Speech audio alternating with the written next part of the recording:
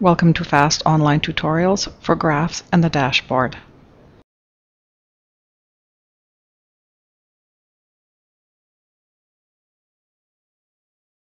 In this tutorial, you will learn how to save your graphs and post them to the dashboard. If you want to see your report data at a glance in graph format, you can save your graph options as a pinned report.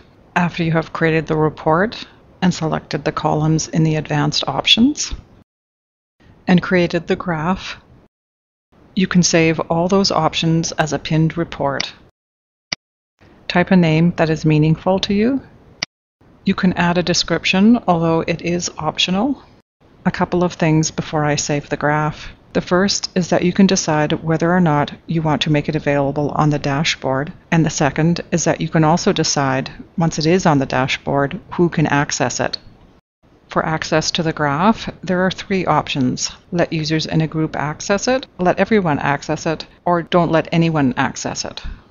Please note that the Make Report part of Group List will display in this dialog box only if you have been assigned a group role. And if so, you can restrict access to a specific group by selecting the role from the list, and then only other users assigned the same role can access this graph.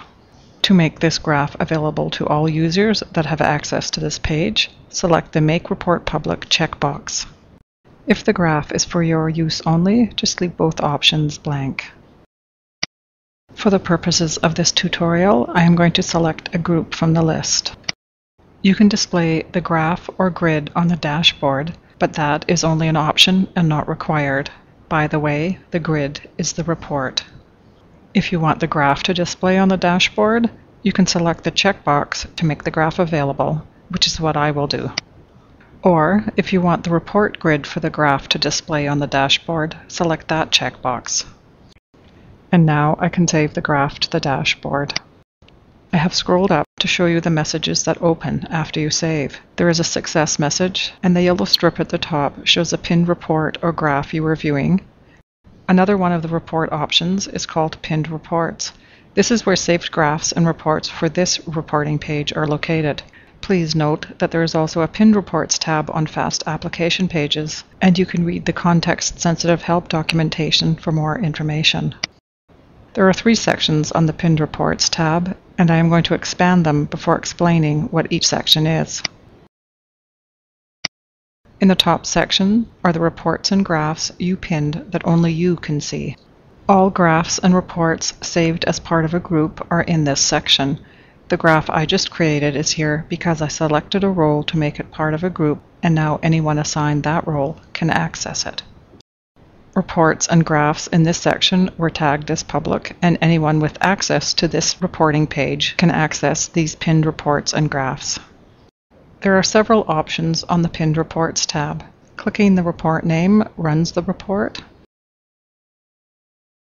Move your mouse over the balloon type icon, and a pop-up opens with a description of the pinned report or graph. You can also mouse over the small blue icon for more information. For this one, it includes the group name, who created it, and when it was created. If you want to run the report, click the Execute icon. You can create the report in PDF, Excel, or XML format. Click the envelope icon to email the pinned report, with links for several different options that the recipient can run when they receive it.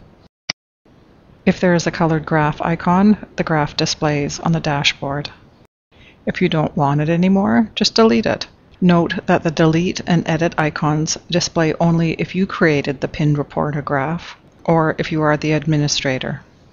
You have the option to edit the pinned report or graph, and change the name, description, how you want to share it, and whether or not you want to display it on the dashboard.